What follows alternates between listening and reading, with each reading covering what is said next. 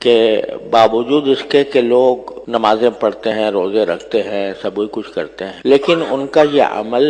صرف اپنی ذات کی حد تک محدود رہتا ہے۔ حالانکہ اللہ تبارک و تعالی نے جہاں ہم پر یہ ذمہ داری ڈالی ہے کہ تم اپنے آپ کو اللہ تعالیٰ کی رضا کے مطابق بناؤ، سنت کے مطابق زندگی گزارو، وہاں اللہ تبارک و تعالی نے ہمیں اس بات کا بھی مکلف فرمایا ہے کہ اپنے گھر والوں کی بھی فکر کریں، اپنے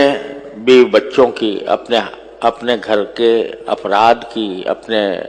اولاد کی فکر کر کے ان کی ایسی تربیت کریں کہ جس سے دینی ماحول گھر میں پیدا ہو۔ چنانچہ ایک دوسری آیت میں اللہ تبارک و تعالی نے صاف صاف فرمایا، یا ایھا الذین آمنوا قوا انفسکم واہلیکم نارا، اے ایمان والو تم اپنے آپ کو بھی جہنم کی آگ سے بچاؤ اور اپنے گھر والوں کو بھی جہنم کی آگ سے بچاؤ۔ کیا مانا کہ صرف تمہیں اپنی ذات کو بچا لینا کافی نہیں ہے، بلکہ اپنے گھر والوں کی ذمہ داری بھی تم پر عائد ہوتی ہے۔ تم اپنی فیملی کے سربراہ ہو، اپنے خاندان کے سربراہ ہو، تو تمہارا فرض ہے کہ اپنی بیوی کو، اپنے بچوں کو، اپنی اولاد کو، بلکہ اگر ہو بہن بھائیوں کو بھی سیدھے راستے پر رکھنے کی کوشش کرو۔ اب آج کل یہ صورتحال بہت عام ہو گئی ہے کہ ایک انسان اپنی ذات میں بڑا پکا نمازی ہے، صف اول میں پہنچتا ہے اور تکبیر اولیٰ کے ساتھ نماز جماعت میں ادا کرتا ہے، لیکن اس کی اولاد کا حال یہ ہے کہ وہ بالکل الٹی سمت میں جا رہی ہے۔ وہ اس کو نہ نماز کا پتہ ہے، نہ روزے کا پتہ ہے، روزہ چلو شاید رکھ لیا نہیں رکھ لیا، لیکن نمازوں کی فکر نہیں،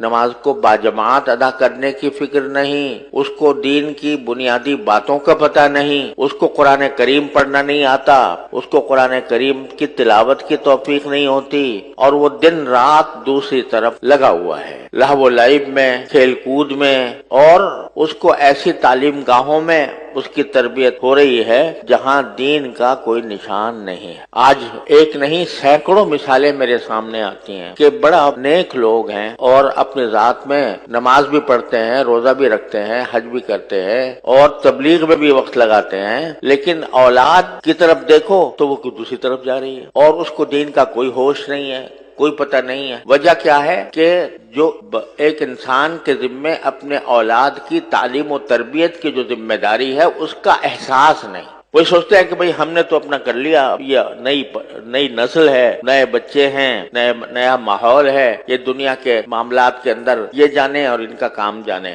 اس کی طرف توجہ نہیں ہوتی۔ نتیجہ یہ ہے کہ مثلا آج کل اس بات کو بڑا معیار فخر سمجھا جاتا ہے کہ ہم نے اعلیٰ تعلیمی اداروں میں ان کو تعلیم دلوائی ہے، ایسے اسکولوں میں تعلیم دلوائی ہے کہ جہاں دنیا کے علوم بڑے اچھے معیار کے ساتھ پڑھائے جاتے ہیں، وہاں ہم نے ان کو بھیج دیا۔ اب وہاں جا کر ان کی جو ذہن ہے یا ان کا جو فکر ہے، سوچ ہے، وہ بالکل مختلف راستہ اختیار کر لیتے۔ لوگ بڑے فخر سے کہتے ہیں کہ بھئی میرے بیٹے نے جو ہے وہ فلاں ڈگری حاصل کی ہے، اس کے اندر نمایاں پوزیشن لی ہے اور اس کو اسکالرشپ دی گئی ہے اور اس کی اسکالرشپ کے ذریعے اس کو باہر بھیجا جا رہا ہے۔ بے دھڑک اس کو ایک اعلیٰ فخر کی بات سمجھ کر اپنی اولاد کو باہر بھیج دیتے، اور باہر بھیجنے کے بعد وہ اولاد پھر بعد میں خود روتے ہیں کہ یہ ہمارے ہاتھ سے نکل۔ ایسے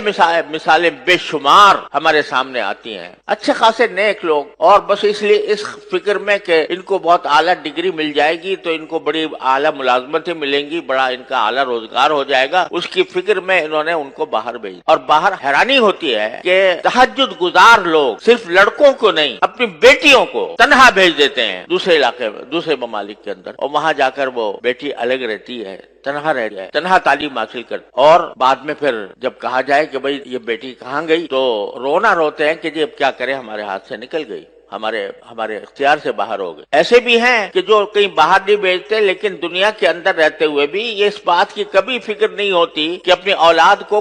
کی تربیت کا کوئی اہتمام کریں۔ ایسے اسکولوں میں پڑھ رہی ہے اولاد جہاں دین کا نام و نشان نہیں، ایک مشکل سے ایک اسلامیات کا گھنٹہ ہوتا ہے، وہ بھی اسلامیات کے گھنٹے میں کوئی نہ ان کو یہ پتا چلتا ہے کہ وضو کب کرنا چاہیے، کیسے کرنا چاہیے، نہ ان کو یہ پتا چلتا ہے کہ نماز کے کیا طریقے ہوتے ہیں، نہ ان کو قرآن کریم پڑھنا آتا ہے، نہ ان کو دین کے بنیادی احکام کا علم ہوتا ہے۔ اس کی وجہ سے اولاد جو ہے وہ دین سے بالکل غافل ہو کے رہ جاتی۔ اور آج کل تو سوشل میڈیا کا زمانہ ہے، تو ہر ایک کے ہاتھ میں بچے کے ہاتھ میں ٹیلی فون ہے، اور ٹیلی فون کے اندر جو کچھ خرافات اس کے اندر ہوتی ہے وہ خرافات سے میں ملوث ہوتا ہے، اور وہ ان خرافات کا مقتضا ہی یہ ہے کہ انسان آخرت کو بھول جائے اور دنیا کی فکر کرے، اس میں لگے ہوئے ہیں۔ تو میرے بھائیوں اور عزیزوں، یہ ہم کیا اس پر مطمئن ہو کے بیٹھ گئے کہ بھئی ہم تو نمازی ہیں، الحمدللہ ہم نمازوں کے اندر آتے ہیں، جماعت میں شامل ہوتے ہیں، جمعہ پڑھتے ہیں، اور ہم نمازوں کے ہمیں توفیق ہو جاتی ہے،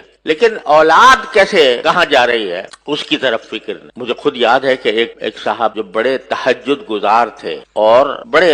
ذاکر شاگرد بزرگ اپنے ایک بیٹے کا تعارف کر رہے تھے، کہتے جی میرا بیٹا ہے، اس نے دیکھو ماشاءاللہ اتنی ڈگریاں حاصل کی ہیں، اور اس نے فلاں معاملات میں اس نے پوزیشنیں لی ہیں، اور یہ بہت اعلیٰ ملازمت پر بھی لگ گیا ہے، یہ ساری اس کے اندر خوبیاں ہیں۔ البتہ ذرا تھوڑا سا بے دین ہو گیا،